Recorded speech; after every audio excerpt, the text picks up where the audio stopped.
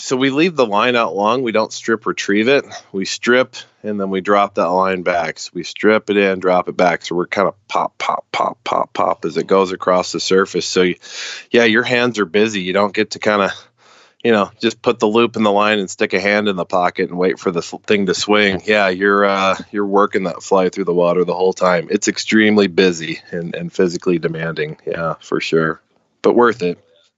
That was Steve Wilson talking about Taimen fishing, Mongolia, Montana, and the guide school today on the Wet Fly Swing Fly Fishing Show.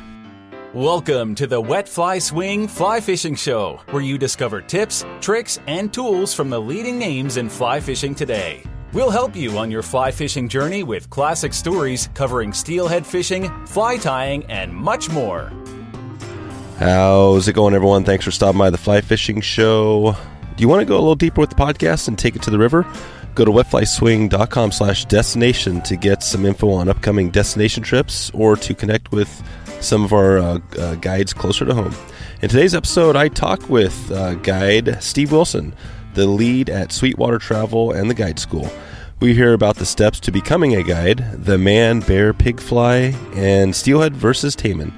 Find out if it is possible to flunk out of the guide school and the glory of the story and a brand new lodge in Montana they got coming up. Don't miss this one as Steve tells the story of President Obama fishing with Sweetwater and why they decided not to float the river that day. So, without further ado, here's Steve Wilson from sweetwatertravel.com. How's it going, Steve? Going great, Dave. How are you? Good. Good to have you on the show. We're going to get into a little bit on the Sweetwater background, the guide school, the traveling around the world. Sure. And but before we get there, just can you talk about how you got into fly fishing and then how you came to be at Sweetwater? Yeah, sure. I was born and raised in East Texas, so obviously big bass fishing country. I was about 14 years old. My dad took a job in Washington State, so we had to transition a bit. We wanted to keep fishing, so we had to figure out the trout fishing. And, through that, I had somebody teach me how to attach a casting bubble to a spin rod. And I was able to throw some dry flies out there and got hooked pretty early. And then went to high school with a guy who is now guiding on the Olympic Peninsula, Curtis Reed. And he really helped me get into fly fishing, and we did that in our early 20s quite a bit together. And, a few life situations moved me out to the state of Montana where, man, it's pretty easy out here to just immerse yourself in fly fishing. And everybody's a fishing buddy and so many cool rivers to explore. So, kind of got lost in it out here like so many do. Yeah. What is Montana? Do you think the difference between, you get all these worldwide places to travel, Mongolia, which I think we're going to talk about a little bit. Right. Why is Montana still, such a great place? Because you think about it, how do you compare a Taimen to a brown trout, Sure.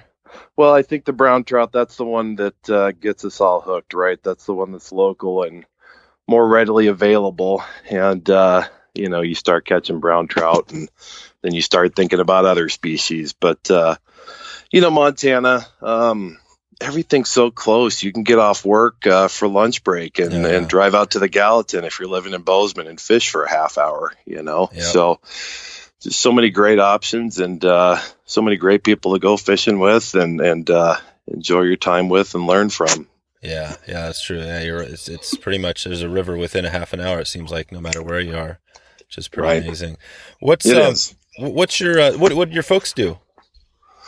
My dad was he was kind of an IT guy before IT guys were really a thing. He traveled and helped people out with their computer systems and just got to working for this company in Washington that needed their own computer guy. So they asked this East Texas guy to come on out and do it. And it was a huge move for us. It really was. But certainly loved getting out to the mountains and, really enjoying that kind of atmosphere versus the flat and hot lands of East Texas. So it changed me. It really did. Yeah, cool. And when did you know with fly fishing that you were it was you were all in. It was gonna be your career.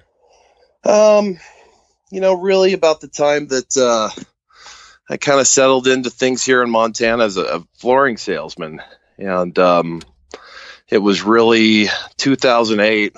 If you're working in any sort of housing industry at all, you're going to really struggle to make money. So I got re-careered by that recession like so many other folks did. I guess I'll jump into this a little bit here. I had a friend of mine who took this guide school, and it really appealed to me, the idea of guiding. I'd see all the trucks and guys in flip-flop shorts and trucker hats heading off to work with drift boats on the back of their trucks. And here I am in slacks and a tie heading to go sell flooring, and I realized something was wrong. So that was probably about the time that things really took over for me. I took the guide school and was lucky enough to get hired by Sweetwater Travel. At the time, they were running the fly shop there in Livingston, and offered me a job sitting behind the desk there, and opportunity to get out and guide some of these waters around here. So that's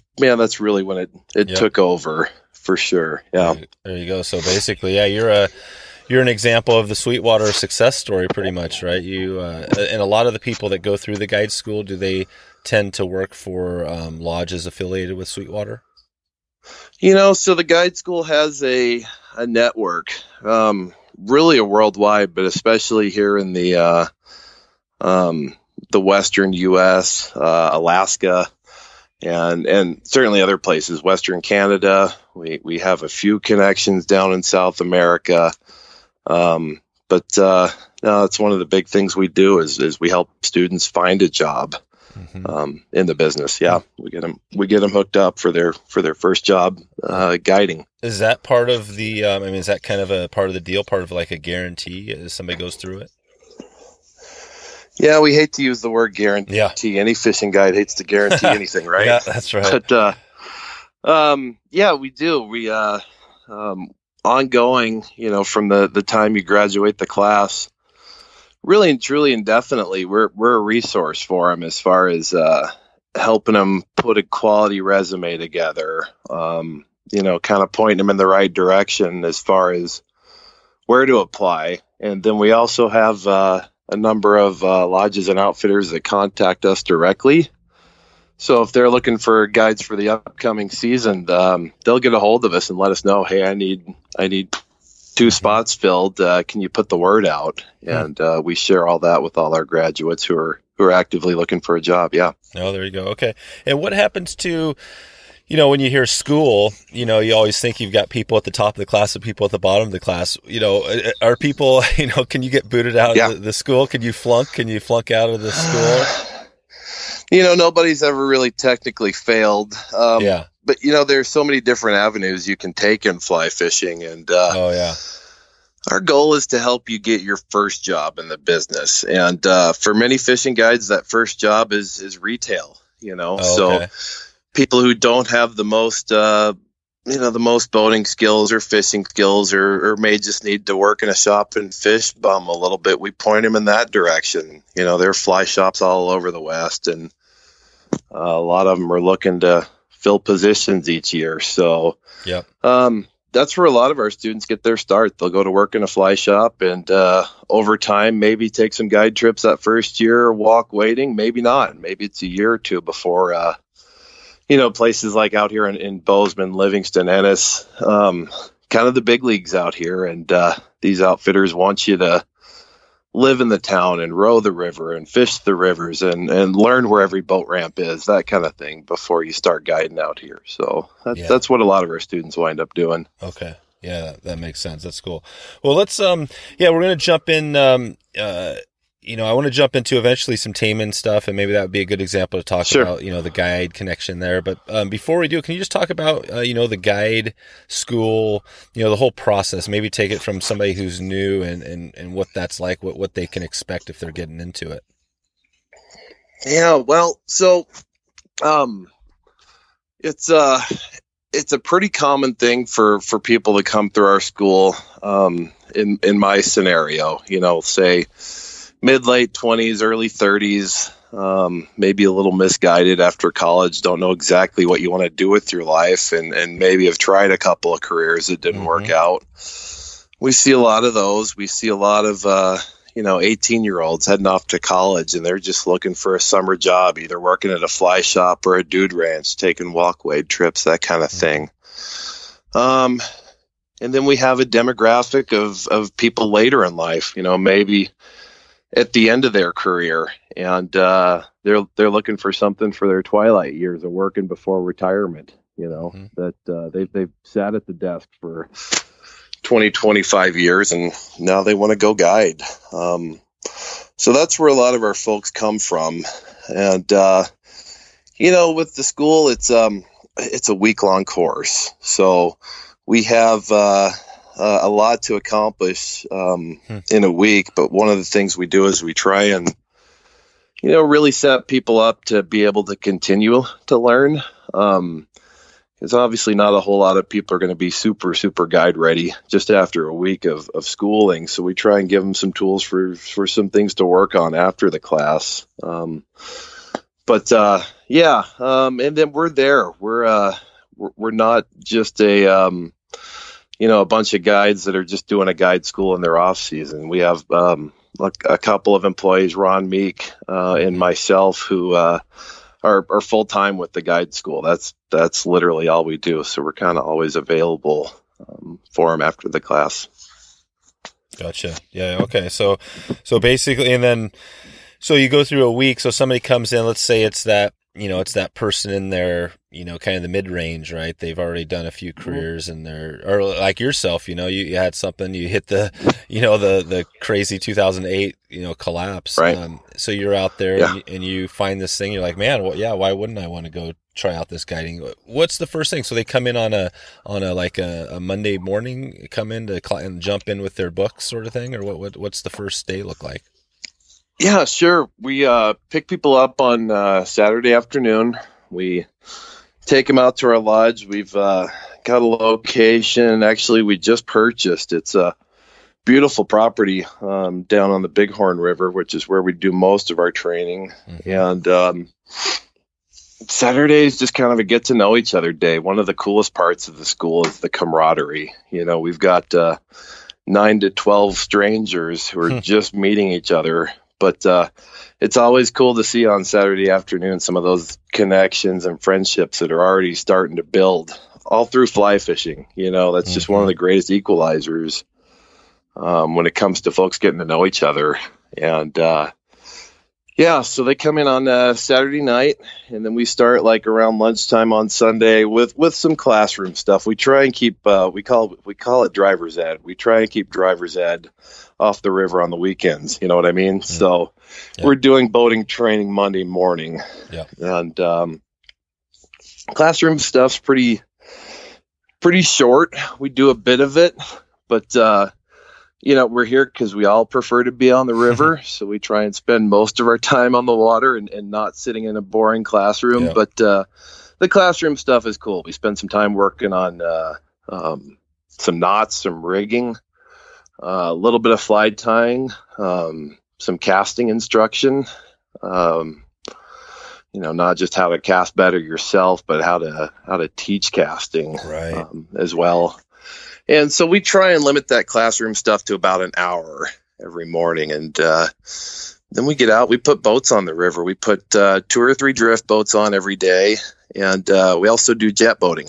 So, we put a jet boat on the lower Bighorn. We send a lot of grads up to Alaska. Yeah. So that jet boat experience is really for those guys.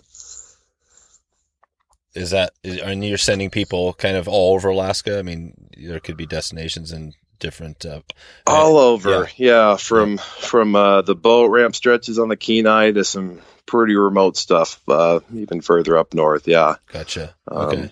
Well, what do you think? I mean, before we jump into Mongolia, I mean, as far as guiding, if somebody was thinking about this guiding, what do you think is the biggest challenge to becoming a successful guide? Or the biggest hurdle, how you teach these people to be, because you hear about Alaska and you hear about, right, you got new guys, you got old guys, you got guys that are, maybe not the greatest guys. I mean, how do you be a successful guide?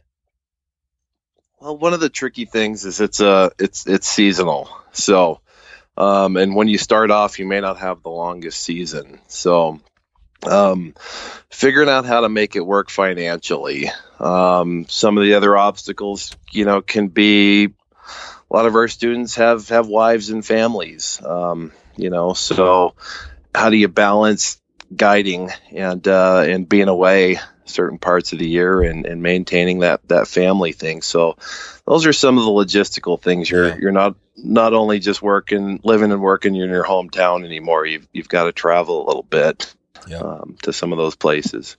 Right. And some people do find just packing their families up and moving them out west, chasing a dream. That's what a lot of it is really, really for these folks, just chasing a dream. Yep, definitely. Okay, well, let's jump into a little bit on the Mongolia. I haven't really talked about this on the show, and you've done some guiding up there a few years at least. Maybe talk about the lodge. I think you have a lodge up there. I've looked at some of the photos at least. Can you describe, if somebody's coming in, what they can expect on a Mongolia trip?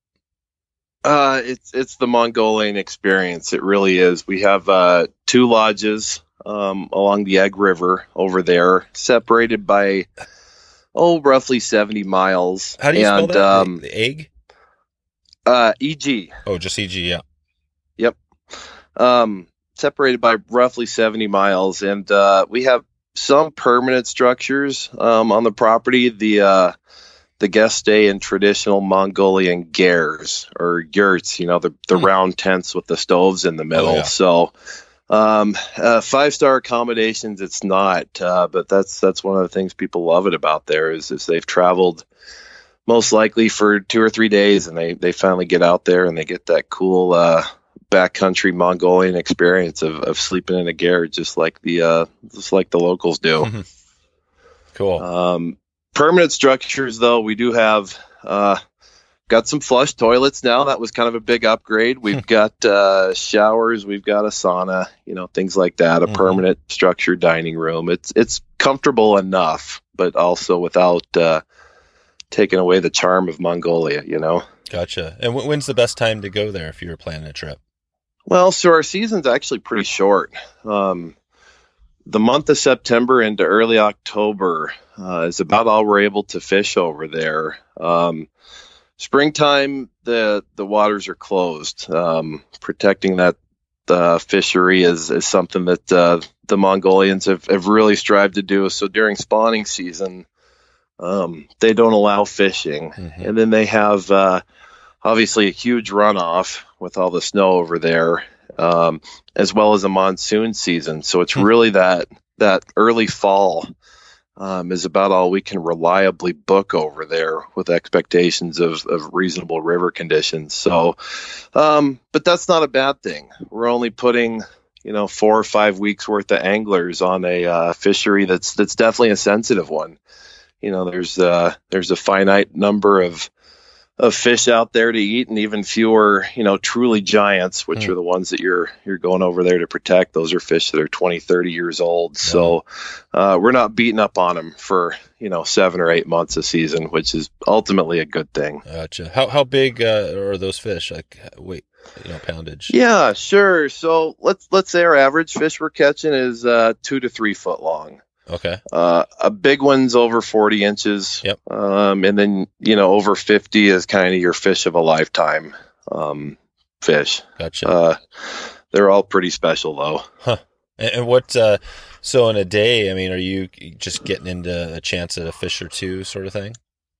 Yeah. It's a little better than steelheading, right. I always say. I always say we're going to have somewhere between 4 to 7 encounters a day. Yeah. And it's kind of up to us what we do with those encounters. But not uncommon to come back to the lodge at the end of the day with, say, 1 to 3 fish caught. Okay. If an angler catches 10 in a week over there, that's a pretty good week. Right. Yeah.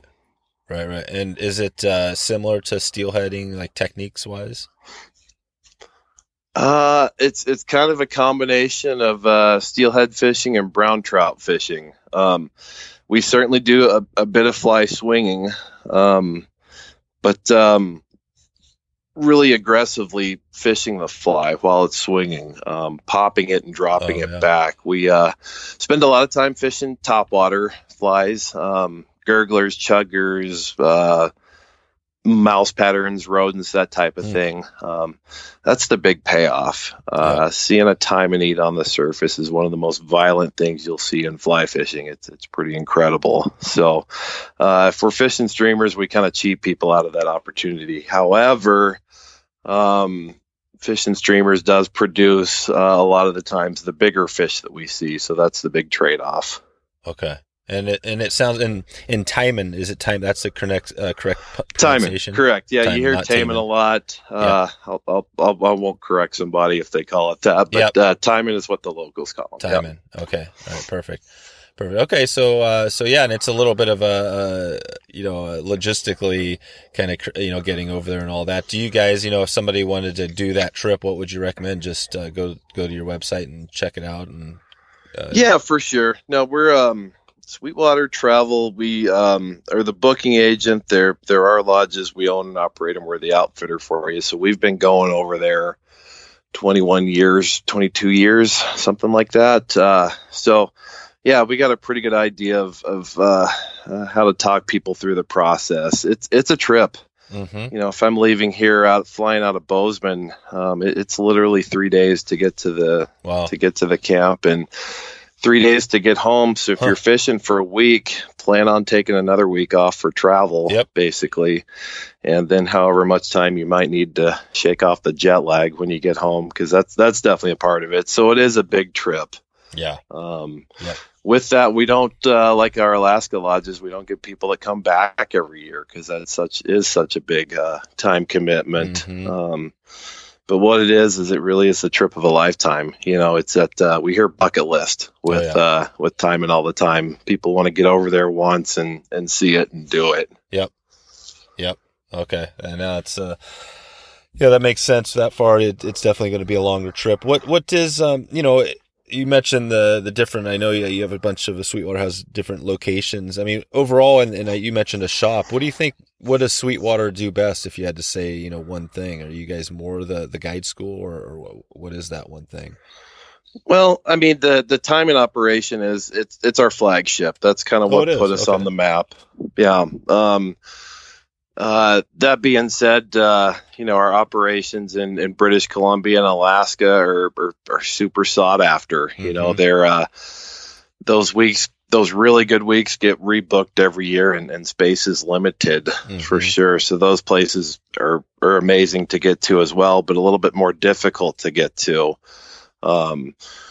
Whereas, say, our operations in Mongolia may have some more space, Mangrove Cay in the Bahamas or Agua Boa, typically the longer seasons for those. So there is more space available at those lodges. Yeah. So you start out. So Mongolia was the kind of the first destination, then slowly Sweetwater grew from there.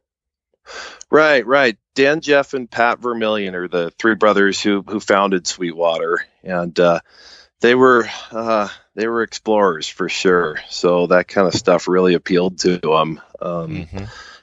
Trying to fish on fish places and do something that nobody's ever done before. Yeah. Gotcha. Yeah, it sounds like I've talked to a few, of the travel. I talked to, Jim Klug about the yellow dog thing, and, he started in Belize, and it was kind of the same thing. They started Belize, they kind of dialed that in, and then they slowly grew. Do you see, I'm not even sure. I mean, there's travel companies out there, but it seems like you guys are one of the bigger ones. Do you see, is that the story? And are there quite a few different fly fishing travel companies out there? Yeah, certainly.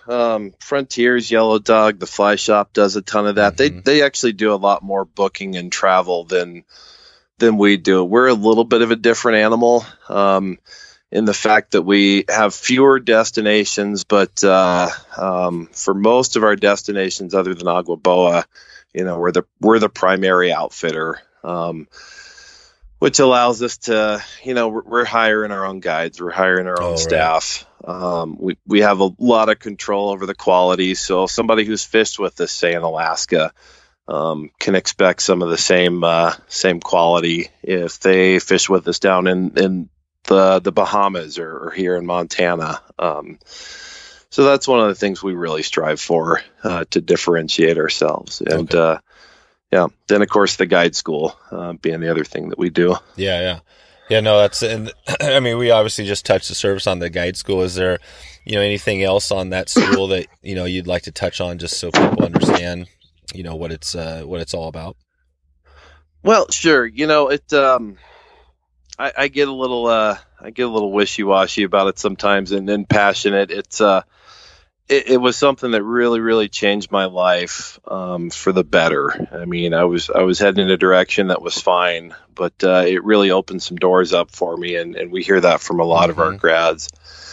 The other thing it does is, like I said, it puts you in contact with the other students who will be in class with you, and some real bonds are forged there.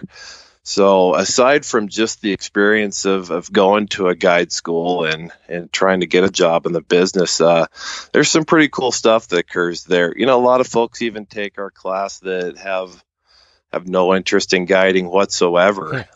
They're just trying to get a little bit more self-sufficient, a little sharper with their own fishing skills. Maybe they want to buy a boat and take their family fishing and be able to safely row them down the river and rig them up, that type of thing. So yeah, it's a school for everybody. We're taking people, 16, 17 years old who are looking for a job in college. Like I say, on up to we've had folks in their 70s come and take their class. So yeah, men, women, we've had mothers and daughters take the class, fathers, sons, grandfathers. It really is it's a family thing when we're out there together. It's pretty cool. That is cool. And this has been about 20 years the school's been going? Yeah. They first did a school up on the Copper River in Alaska, which is definitely not the Bighorn. It's full of rapids and giant rocks, and they were training people how to run boats on that, and it was not the safest decision. So we moved our school down here to Montana, a lot less bumps and bruises and blood and that sort of thing. Nobody died up there, huh? Nobody died, but I think there were a couple of jet boats that got laid on their side. Oh, wow. So yeah. We decided to bring it down to the Bighorn and the Yellowstone, which are much, much safer rivers to jet boat and to row. Also a lot easier for people to get to. Yeah. What is that person? So if they're heading up to Alaska Lodge, that first guide, I mean, what would you tell them to expect, if they've never been to Alaska before? Sure. Get ready to work your butt off. That is not a glory position, a first-year guide up in Alaska. For a lot of folks, it's boot camp up there. You are going to show up and you're going to be in charge of getting that lodge ready to go for people. And your priority may be to get out there and see the river and learn how to fish it, but that lodge owner is going to need you to probably dig outhouse holes and mount motors to jet boats and things like that. You may get to see the river before you guide it. So just be ready to get thrown into the fire. The great thing with that is the experience you'll come away with after a rookie season up in Alaska. If you can survive it, that gives you a lot of street cred, that you've actually guided up there and done it. Our big job is to find people that first job, and no first job is a bad job, So even though it may not be the guiding of the lifestyle you're used to, if you can go and live and work in Alaska for a season and tough it out, that'll open a lot more doors up for you in the industry, for sure, having that on your resume in the future. I see. So that's the first, you guys try to get people up to Alaska as their first job. Is that typical?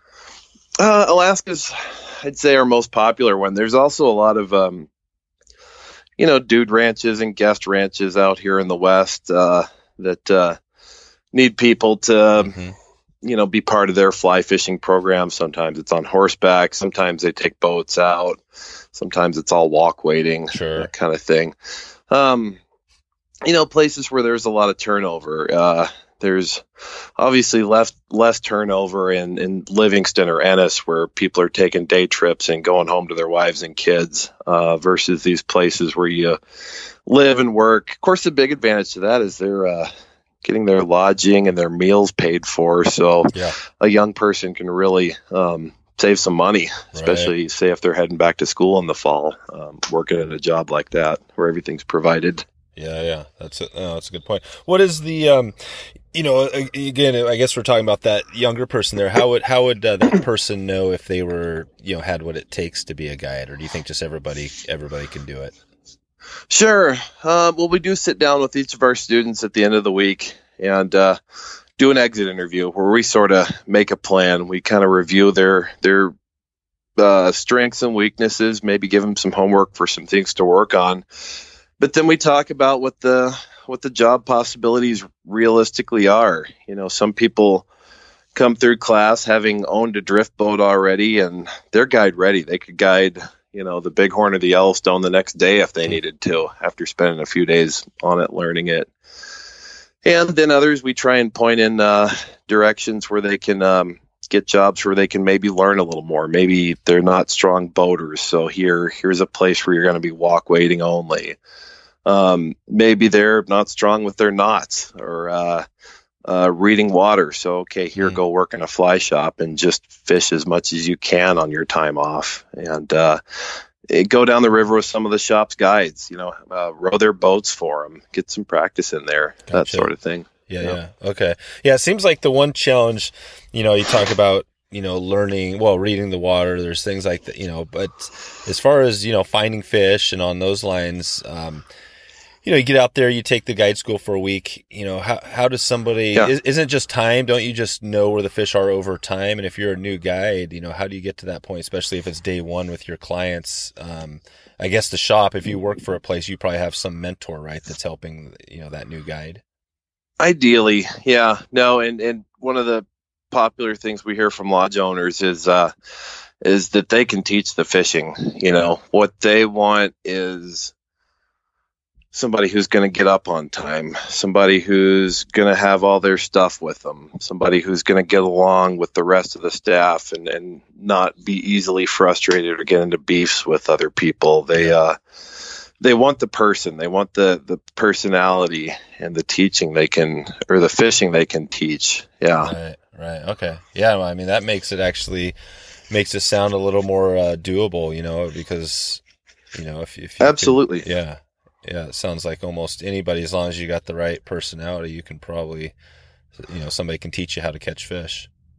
Right. These lodges exist on these waters because the fishing's good, you know. So they really do feel like they have those tools to teach them themselves. But really, they want a responsible person who they don't have to worry about with clients on the customer service end of things, Yeah.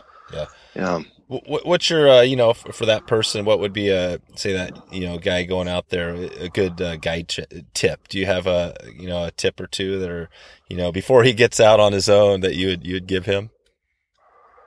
Yeah, we have a list that's in our manuals. It's kind of a list of commandments. Is that something we go over that with them. You can't find that online anywhere. Your 10 commandments. No. You get one of those when you come to attend the class. Gotcha. But I'd say the biggest one that we have there near the top of that list is to hustle and pay attention. Just work your butt off. Yeah. Misconception coming into guiding is that it's a replacement for a real job, which that is absolutely so far from the truth. Hustle and work your butt off. Those are going to be the things that are going to impress clients, who are going to, give you a good review. That's going to impress the veteran guides who are wondering if you've got what it takes. Mm-hmm. That's going to impress that lodge owner who's trying to figure out if they're going to invite you back next year, Right. So hustle, work hard at everything you do. And as long as you work hard, the rest of the stuff usually comes. Okay.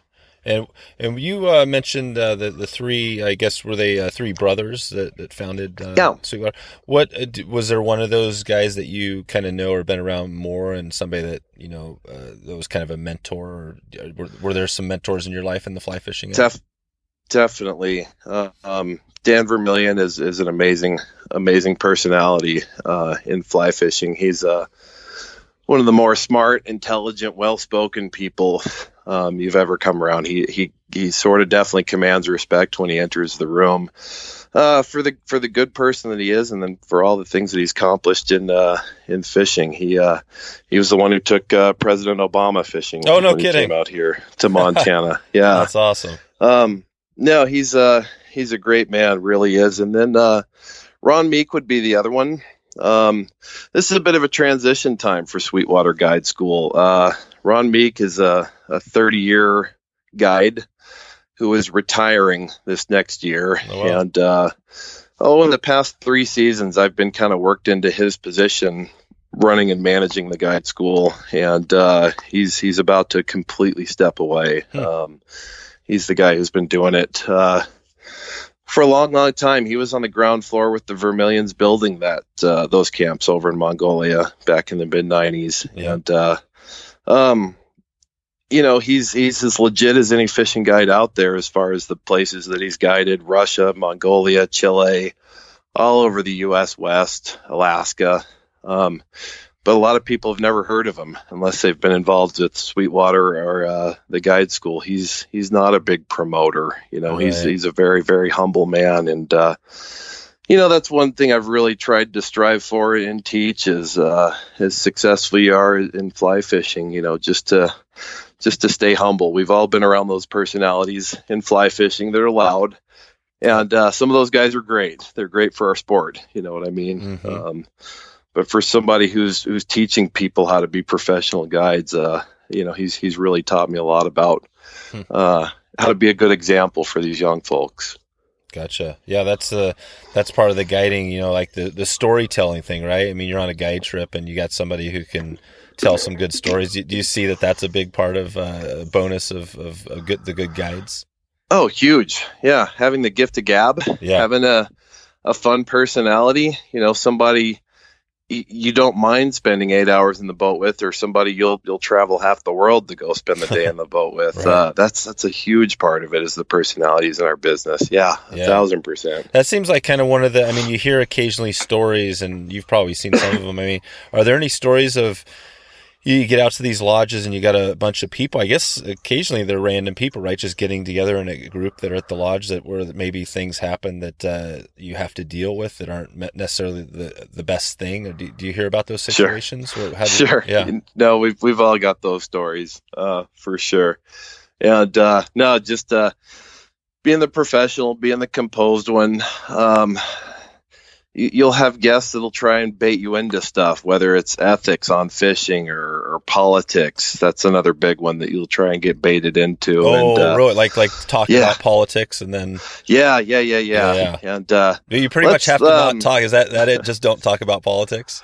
Yeah, no, things to avoid. Watching your jokes because you don't have your audience right. know your audience necessarily. Correct. So, yeah, just trying to avoid all that stuff and staying as professional as possible. Right, yeah, right. Don't take the bait. I heard this story. It was long story short, but basically, people that do these trips have a lot of money, right? I mean, that's part of the thing to some of these places. And it was one of those things where one of the guys that probably had the majority of the money out of anybody there, he really wanted his way. He wanted to go to this spot, and there were a couple of people that hadn't caught fish on the trip, on this big lodge trip yet, and so everybody got together and said, you know what, let's get these couple of clients into some fish. So they gave him first shot at the spot. It was just there was only one spot that was hotter because everything was blown out up in Alaska. And this guy with all the money showed up. He forced his guide to bring him to the spot. Yeah. And it was this kind of conflict, like, wow. I mean, what do you do when you're a guide in that situation? I mean, this one guide's forced to bring him. The other guide's like, what's going on here? I mean, obviously that's pretty extreme, but you know what I mean? If you're a new guide in that situation, what sort of advice would you give somebody? Oh, that's certainly a tough call, and ideally, you hope you're working for an outfitter or a lodge manager that'll have your back in those scenarios. But no, I mean, you got to make it fair for everybody. You got to kind of play by the rules, and hopefully, with a customer like that, you can have your chance to sort of explain to them, the way things work, the rotation that's there, and boy, if they're going to be the type of person that's going to, blow up a whole bunch of other people's fishing experience in the name of a few $1,000s, it's kind of not worth it. No. You know what I mean?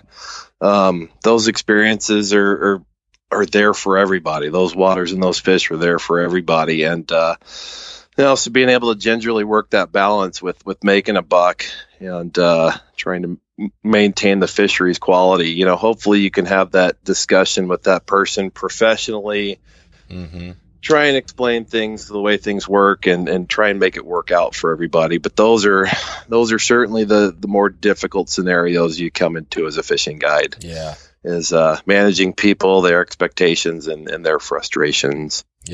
Yep, that's it. Okay. And how do you feel about it sounds like potentially running the guide school as the head person? How does that make you? Sure. No, I'm excited. I really am. Again, going back to Dan Vermillion and Ron Meek, I've been really prepared really well. This is a project we've been working on for about the past 4 seasons, and them sort of grooming me into taking this position. And Ron's been kind of slowly letting his hand off the wheel for about 4 years now. Gotcha. So I'm not being thrown into it. I'm trying to maintain those connections that he has in the industry and maintain his program that he's put forward. He's got a great one. And the staff that I have around me too is amazing. The other instructors, they make it easy. Our instructors either guide for us at our Alaska or Mongolia locations or here in Montana. That's the common thread with all of our instructors is they either guide for us or they're somebody who's come through our school. Most of our instructors have actually come through the school as well. Oh, okay. We've got some real seasoned instructors that are, 12, 15-year veterans of Alaska, Mongolia, Montana. And then we try and rotate in some guys that may be second or third year guys and gals. We have a couple of female instructors as well. People who maybe have their finger on the pulse a little bit better of a young person breaking into the business. The new experiences are fresher. So, it's not just a bunch of grizzled veterans. We bring in some young people too to help us teach the class, which keeps it fresh for sure for all of us. Yeah. Right on. Yeah. So got a great staff around me. Really do, above and below. I was just going back to that Obama trip. What was that? Were you there when Dan took him out? I wasn't there on that one. This was I believe it was after he won the election in 2008 or 2009. Yeah. But you were working came for the out company. For a town. Yeah. He came out for a town hall meeting in Belgrade, and the idea was they were going to go to Odell Creek, the Spring Creek in Ennis. And the helicopter couldn't fly because of weather. So they wound up going to a piece of property, a friend of Dan's who has property on the East Gallatin River, and fished a hopper dropper rig for a couple hours. Yep. They talked about the possibility of doing a float trip, but staging Secret Service and helicopters flying around. It's my understanding the president didn't want to blow up the river like that and disturb a whole bunch of other people's experience. So. Yeah. There you go. Yeah, no, sure. Dan was guiding the president on the East Gallatin, surrounded by Secret Service who were hopefully kind of staged to where they weren't going to spook the fish. Yeah. Or, completely kill the experience of it as well. Either. That would have been that would have been pretty funny to be there to see what that actually, or have a drone up there just to see what that looked like. Super different guide trip. Yeah, for sure. Different. Yeah. No, and at the offices here in Livingston, we still have his fishing license framed. Oh, really? It's kind of cool, on the license. It has his name and his address, 1600 Pennsylvania Avenue, Washington, D.C. What's your occupation? President of the United States. Yeah, it's a pretty cool memento. Well, what was the last, I mean, if you think about it, I mean, who was the last president other than before him that was a fly fisherman? Well, Jimmy Carter. Oh, yeah, Jimmy. He's actually fished with us at our Mongolia location. Oh, no kidding. I want to say it was 2013 or 14. Yeah. No kidding. Came out to Mongolia, caught a few Taimen with us. That's awesome. Yeah, we've had the pleasure to fish a couple of presidents. Right on. Yeah, he's still going strong, isn't he, out there? Yep, sure is. Cool. All right. Well, I think I feel pretty good about the getting a feel for the guide school. I mean, it sounds like it's all encompassing. Obviously you can't teach everything. You have you're up there in Alaska and your motor breaks down. I'm sure you can't cover every situation. But you guys do. With the jet boating, that's what we spend most of our time doing. Oh, okay. Actually, it's troubleshooting. Yeah. Driving a jet boat is really not that difficult. There's some common sense stuff to it, but we devote a lot of time in troubleshooting and quick fixes of that outboard. Yeah. Yeah. It seems like that's obviously there's that skill, but just not making mistakes and being on your game, because up in Alaska, you can make one mistake might be a big thing, right? The stakes are a little higher up there for sure. So many students come to our class and when they're rowing the boat or when they're doing a mock guiding scenario or grabbing the tiller handle for the first time, a lot of them are pretty nervous. But the thing I always try and tell folks is, hey, this is practice. This is not the game. This is where you can goof up. We're trying to get you guys ready for game time, which is going to be your first guide trip. Yep. But come on out, hang out with us, make some mistakes. Let's all learn from them together. Yeah. Gotcha. What's are there any other resources? I mean, you guys, you have the guide school. I mean, I'm not even sure if you guys have like kind of the online blog posts, things like that. Are there other resources you would recommend that maybe isn't your own stuff, where somebody can learn a little bit about guiding and that end? Sure. April Vokey actually on her podcast did a 3-part series that was kind of an intro to guiding. Oh, cool. And I've listened to it all. It's actually it's a lot of the same stuff we teach, but from a different perspective a little bit. Okay. I thought that was great on her anchored podcast. Yeah. And aside from that, there's nothing that can replace the knowledge you can gain in a local fly shop. Talk to that person behind the counter. Guys in fly shops can be 20-year veterans. They can be first-year new guys. And a lot of times they've probably got a story to tell, So much in fly fishing is learned by just meeting people and sharing and trying to maybe meet some industry people and find out what their story is. Attend one of these big shows, the fly fishing show specifically. We attend a few of those.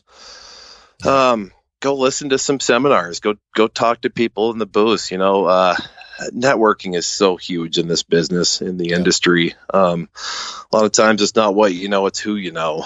And get out there and try and make some connections. Nice. We've had a lot of our students who have done some pretty successful things completely independent of us. We kind of gave them their start, but then they went off on their own and made their own connections, made their own friends, traveled to some really cool places, and are doing some amazing things now. Yeah. No, those are good. All good resources. I'll put a link in the show notes to April's anchored those episodes. I haven't listened. That's definitely love. April does some good stuff there. So I'll highlight that.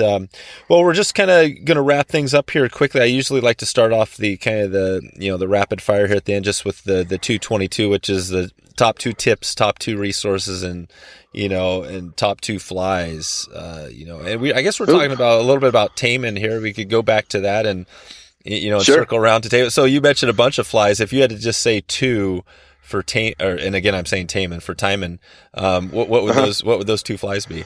Okay, so the one I'd take a top water and a streamer. The top water would be the Cyclops. It's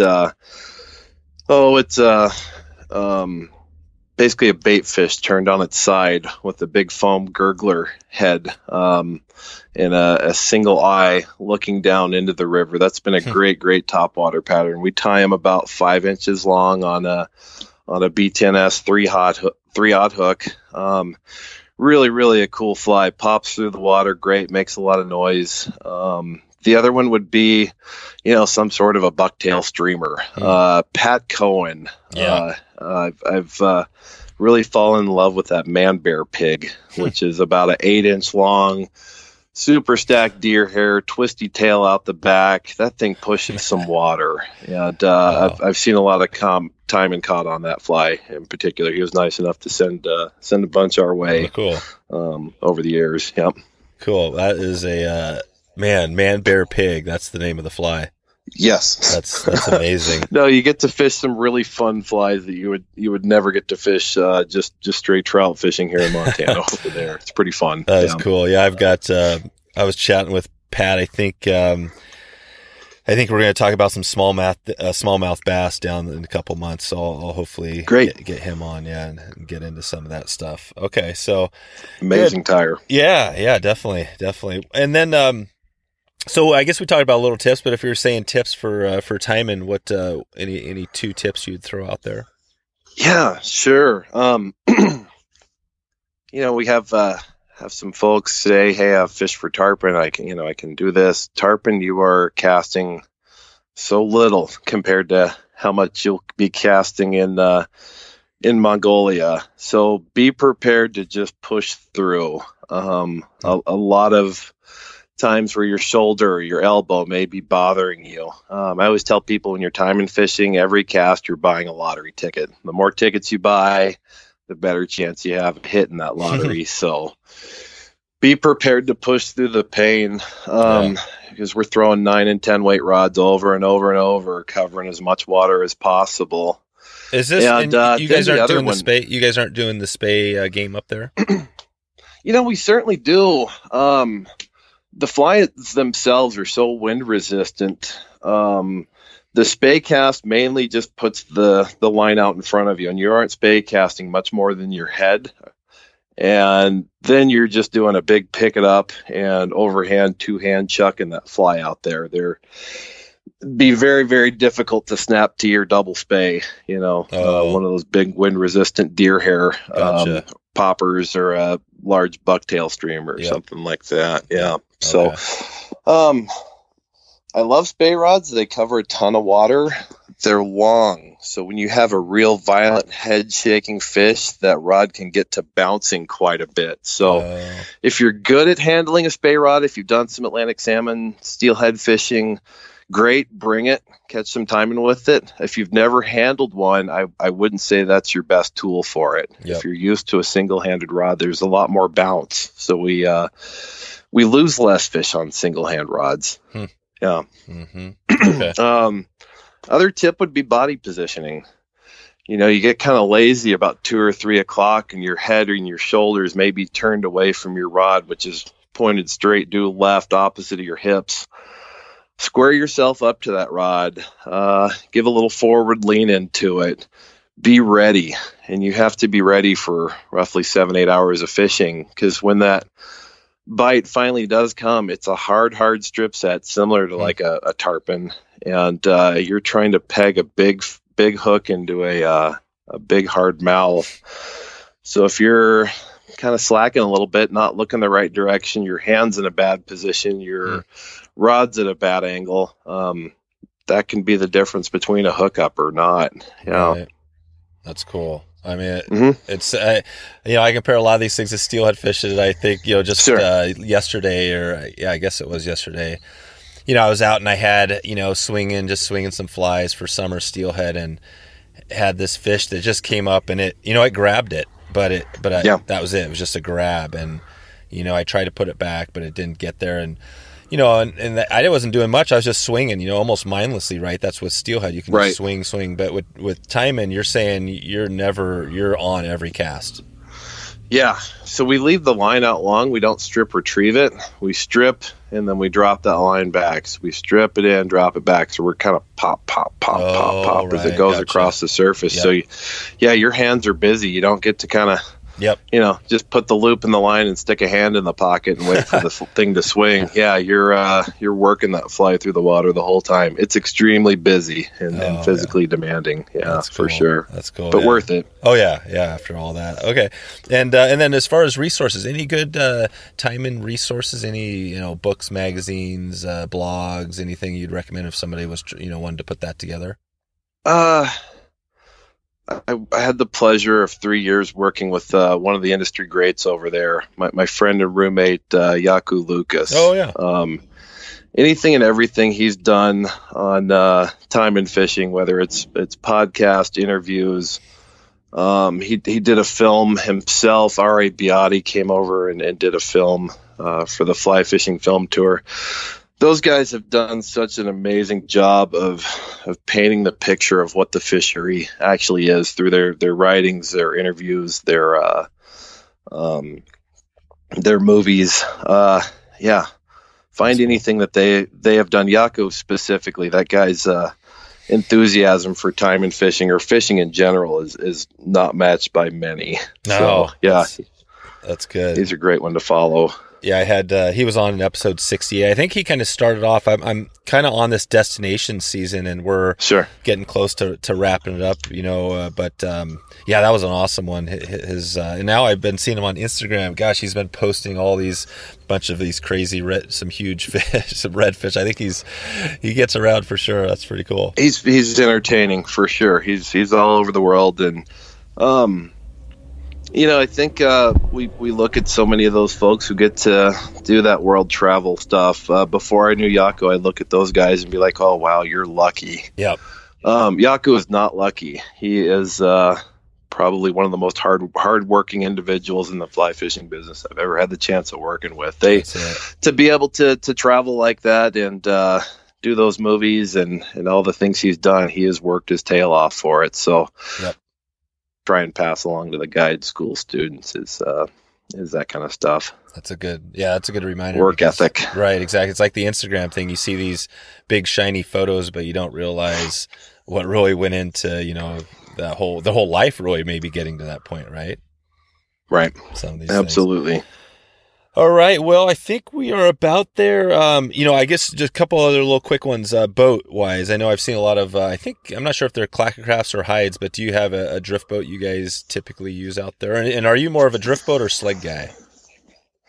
I've guided in both. I've definitely spent more days guiding in a drift boat. I teach the jet boating portion of the class as well as the drift boating. So I kind of like going back and forth. Yeah. But for the drift boating portion of the class, we have 3 Clackamaxes. So what we have is they're the big 18-foot boats. Yeah. So what we have is we have 2 students fishing and 1 student is rowing, and then there's an instructor in a boat. So we put 4 people in the boats. Mm-hmm. Cool things happen with that. First of all, 4 people just socially is kind of a fun boat, and it allows, for a lot of learning. The 2 people fishing out of the boat is great because, well, we all love to fish, and you don't want to not fish coming to guide school. So they get a lot of fishing in. And now it's a comfortable boat for a whole bunch of us to fit in with all our gear. So we love those Clackamaxes for sure.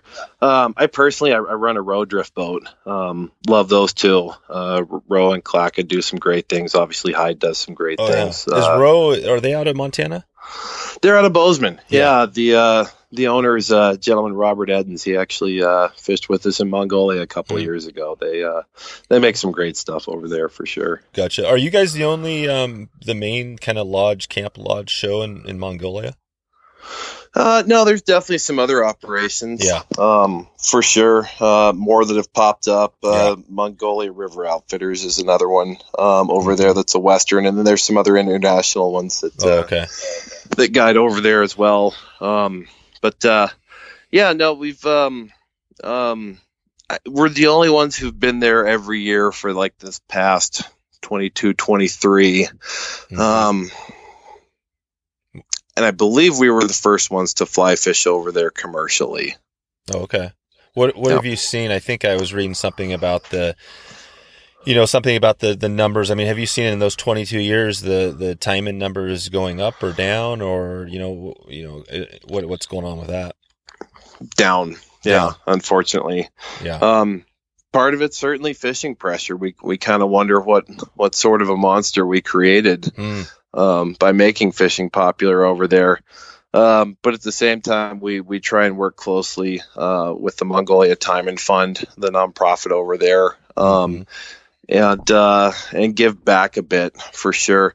But no, I hear the Vermillions talk about the number of fish and the size of the fish that they were catching over there in the mid 90s was pretty remarkable for sure. And fishing pressure has taken a toll. It's certainly moved some fish around, that sort of thing. But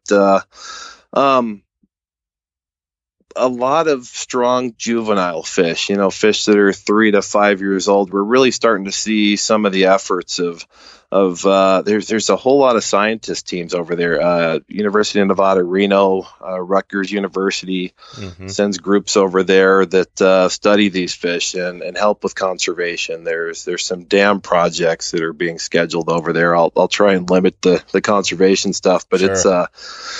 It's a lot. It's a huge effort to try and maintain that fishery over there. Yep. And educating guests while we're over there fishing is a big part of what we do as well. Gotcha. Okay. And what's your do you have a bucket list destination? Are you more looking, if you had one spot, are you going to lodge, or are you going more to a Mongolia kind of remote camp? Well, certainly living and working with Yaku and another one of his buddies, James Topham over there. They've worked for Fly Castaway. The Seychelles have to be on everybody's bucket list right now. And I give a guy like Yaku a ton of credit for the movies and the work that he's done over there, bringing that to light. Yeah. But similar to Mongolia, it's a huge trip. It's super remote for some of the biggest and best fish on the planet. I'd love to experience something like that someday. Yeah, definitely. Okay. All right. Well, let's see. One more, and then I'll let you get out of here. Music. Please. Do you have a favorite band type of sure. music? Anything you want to? Yeah. No, I'm pretty well known amongst my friends as the Dave Matthews Band geek. Oh, there you go. Yeah. Followed them around in the late 90s, early 2000s in my college years, and have attempted to attend shows throughout the years. Yep. Not so many lately with things like Mongolia, and I've got a little boy, an 18-month-old boy at home, so that part of my life is more in the past. But I certainly love the Dave Matthews Band, especially their live shows. That's right. Are they still going strong? They're still cruising. Yeah. Out there about every summer now. A few of the band members have changed, but they have, yeah. And the crowd's getting older. That's certainly true. Yeah, that's right. When did they? Yeah, they were. What was it? What was the period when they first popped out? Kind of national. Yeah, well, it was kind of the mid '90s, with the alternative stuff, like the Hootie and the Blowfish and the Blues Travelers. They kind of blew up with that Southeast alternative culture, and really kind of blew up with their touring. Yeah. Nice. All right. Well, I'll try to find a link out there, a video to something, hopefully something live. I always try to look for a good live video. I love it. Yeah. So cool. All right. Well, in the next 6 to 12 months, anything new with you or the Sweetwater you want to let us know coming up? Specifically, we've got this brand new lodge on the Bighorn. We're really excited about it. Our accommodations used to be at a very budget-minded camp with trailers and small cabins, that type of thing. But we've moved into a really quality lodge. So, it used to be more our demographic was 20-somethings, and putting them up in a single wide wasn't that big of a deal. But we're definitely getting some doctors and lawyers coming and take our class. So we've got a really nice. 6-room lodge right on the banks of the Bighorn. Wow. And we're really happy to be moving in there now. Yeah, it's added to the experience of throwing the frisbee or the football on the lawn or having a big campfire after dinner out by the river. Just having our own place where we're not having to be quiet and not bother the other campers. So that's been great. So there is time, even though that's the guide school, there's a little time to relax and kick back. Well, we got to have our liar's hours, right? Oh, yeah. In the evening time, there's great time to kick back. Once we're off the river, around 6 every evening, it's kind of free time. Some folks go fish. Some people sit around and tie flies. That's one of the things we do at guide schools. We provide them with buckets of fly tying material for free, so they're able to sit around the evening time and crank out a whole bunch of bugs. That's definitely popular in our shoulder season, spring and fall, where it's a little darker and colder out there in the evenings. Yeah. Okay. Cool. Well, I guess if they want to find you, sweetwatertravel.com is the best place. Yep, you bet. Steve at Sweetwater Travel is my email address. Okay. All right, perfect. All right, Steve, well, thanks for coming on. I can't remember exactly where we connected, but I appreciate you shedding some light on the guide school. I know, actually, it's my pleasure. Thank you. Yeah, it's been good. I think Yaku, or was it I think it was Oliver I had on, Oliver White, in the past episode. I think he mentioned that him and Yaku were thinking about starting a similar deal, and I'm not even sure if they have yet. I'll have to put a link. I'll look that up in the show notes. But it just reminded me when you're talking about that you guys are doing a thing. You've been doing it probably longer than most out there, and I really appreciate you shedding some light on it. Yeah, thanks for having me on. I really appreciate it, Dave. All right, we'll talk to you later. All right, talk to you soon. See ya. All right, bye. So there you go. If you want to find all the show notes with all the links we covered, just go to wetflyswing.com/105. I've added some local trips to the packages we have over at wetflyswing.com/destination. 1, 2, 3 day trips from guides from this podcast. You can get a bunch of information there. Before I let you go, I wanted to share one of my favorite podcasts. If you've listened to this for a while, that I'm kind of a podcast addict, and I found the Conan O'Brien Needs a Friend podcast. So if you're not super young, you probably remember Conan. I've been enjoying his interviews, similar to what I have going here. Maybe just a little funnier, I guess. But anyways, want to throw that one out there, and hope you have a good day. Thanks for stopping by and check out the show today. I'm looking forward to hopefully catching up with you soon, maybe seeing you on the river or online. Thanks for listening to the Wet Fly Swing Fly Fishing Show. For notes and links from this episode, visit wetflyswing.com. And if you found this episode helpful, please subscribe and leave a review on iTunes.